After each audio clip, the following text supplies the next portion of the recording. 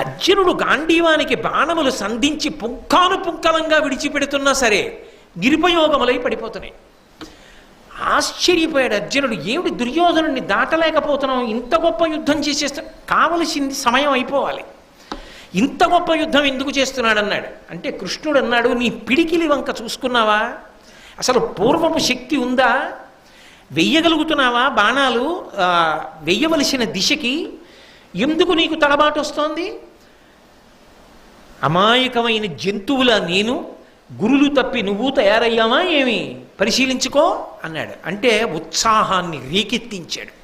అప్పుడు అర్జునుడు అన్నాడు, ఓ నా దోషం కాదు, ఆ కవచంలో ఉంది తేడా, బహుశः మా గురువు గారు ఇచ్చి ఉంటారు, ఒక్క గురువు గారికి తప్ప ఇటువంటి శక్తులు అన్యులకు సాధ్యం కాదు, ఇది మంత్రపూరితం ఈ కవచం, ఈ కవచాన్ని 3 లోకాల్లో ఉన్న వాళ్ళు భేదించలేరు.